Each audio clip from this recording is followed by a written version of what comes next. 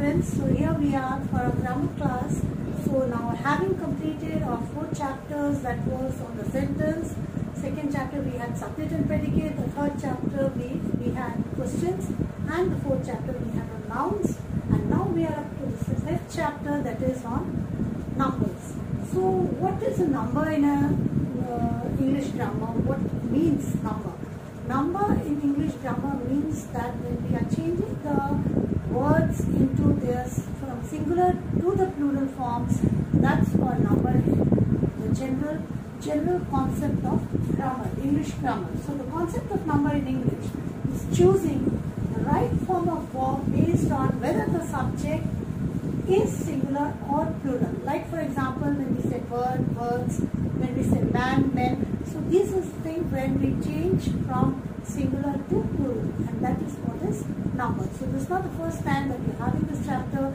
Previously also we, from the very junior classes, we have had a little bit of concept on this chapter. So now main thing that we ought to know is certain rules that we ought to know while we are changing from singular to plural. So when we are having here, see now one more thing that we have to remember, number matters in the use of nouns, pronouns, determiners, that words like this, that this becomes these and that becomes those when we are talking about determiners, and verbs in the simple present tense like you have in your book, page number 19, probably you can see there. We have the noun form when it is kite, the plural form is kites. When we are talking about pronouns, it changes from I to we. Then in the determiner, this becomes these, and verb in the simple present, flies become fly in the plural form. So this is what the change is there while we are talking about the plural forms. Now plural forms can be in a regular way or it can be in the irregular way. Regular way, it means that when we are adding to a singular word, we are adding s or es to make the word into plural, and when we are talking about the irregular way, that is when man becomes man, woman becomes woman. So this is the irregular form of change in the plural form. Now we'll talk about the rules that we have to follow when we are talking about making plurals.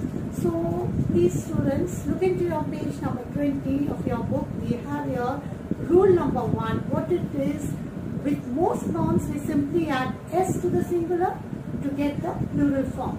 So road become roads, cloud become clouds, but when the singular ends with the sounds made by the letter like s, z, sh, ge or ch, we add es to the form to make it into a plural. Like when we say pass, it becomes passes, bus becomes buses, then bridge becomes bridges.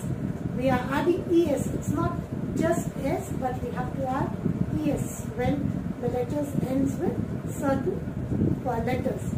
When the word ends with certain letters. Now when the singular ends with the sounds made by the letters p, t, k or th, we simply add s to the plural to make it into a plural form. Like cap becomes caps, tulip becomes tulips, rat becomes rats, and so on. Now for the noun ending in y, we have the change made here. Y becomes I, and with I we add es to it. So when we have the word baby, it becomes babies, means from y it becomes ies in the plural form. Lady becomes ladies, from y it becomes ies in the plural form. But there are some exceptional cases where when we have a consonant before the y, if the y ends in the singular, is preceded by a y, by a vowel, like you have the word boy. When we say boy, the y, it is preceded by the vowel o, then there is no es, there is no change of y into ies, it has an s. In such a case, like ray becomes rays and monkey becomes monkeys, just an s. So there's a change here when we are talking about the y letter. Now we have the fifth rule as singulars ending in o, usually form plurals by adding s, but some such words need es to make plural. Like here we have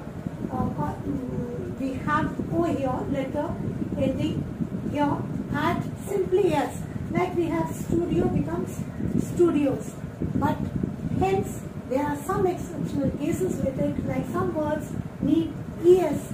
Like when we have the word hero, we have es. This word also has a ending with O vowel, but it has an ending with es. Echo becomes ecos. So here some such exceptional cases are there. So we have to follow according to the rules, and you have to keep in mind the rules to make your exercises correct when you're doing it. So now we are coming on to the sixth rule in the plurals now ending with f or fe. The f or fe is replaced by ves. Okay, when we have half, it becomes halves, halves, halves. Knife becomes knives.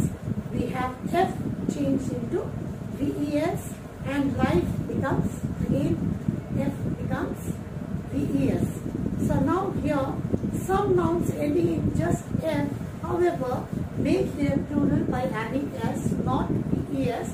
So here also some exception is there, like we have the word cliff. So we just add s to it to make it into plural, that's cliffs. When we have believe, it also ends with an f, and we have it to make it into plural with believes, means after f we have to just put an s. So now the seventh rule, we have the plurals of a small number of nouns are formed by changing the vowel sound. What? Like foot. Here we have f double o. So double o becomes double e. When we have it in the plural form, foot becomes feet. So f double o becomes f double e t, feet. Like goose become geese, man becomes men, and so on. So coming on to the eighth rule, some nouns do not change in the plural. They remain as it is, like the word deer, sheep, fish. They don't have a plural form. They remain the same whether in the singular or in the plural form. Now coming on to the ninth rule, we have some nouns are always used as singular though they sound like plurals. Like we have news, politics, billiards, then we have mathematics, physics. Such words, they have an s in the word itself, so there's no plural form. It's the singular and the plural form is the same. Now some nouns are always plural, they whether used singularly or in the plural form, but they always remain the same. They have an s at the end of the word, like we have scissors, we have binoculars, we have the word trousers, they all end with s. So that's the word, whether singularly used or it's been used as plurally. Now to make them singular, we add a pair of before them. Like when we say we are talking about in the singular form, so we don't say give me the scissors, we just say give me a pair of scissors, or we say a pair of binoculars. So these are some of the rules, students, that you have to get very much into your head, or else you may go wrong with your exercises. So there are no guesses in your grammar, so you have to know the rules to have your work done correctly. So I have given some main rules over here that are to be written in your notebook. So hence you have to write the first one here. These are the main ones that you have to remember. When we are talking about the sounds made by the letters, these letters, we have to just add es to them, like boxes, while you have add s if it's in the singular ending. So we have page here ends with pages, means we have only es, not s but es at the end to make it into a plural form. Now coming to the sounds made by the letters p, t, k and th, we have to just add s, like scan, tabs, books, nothing else, just adding s. Then the letter y with a consonant before it, when we are having, just now I read you the rules, but these are written in your notebook, the main ones. So change y to I and add es, like I thought baby will change into ies, babies. But some exceptional rules are also there, like Y.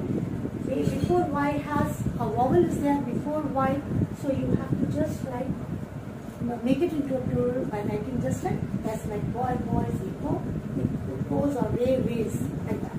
Then the letter O. What about the letter O? You have to just add S, like studios, studios. But some words need ES, like we have the hero also ending with O, but the plural form will be ES by adding ES. Hero, heroes, echo,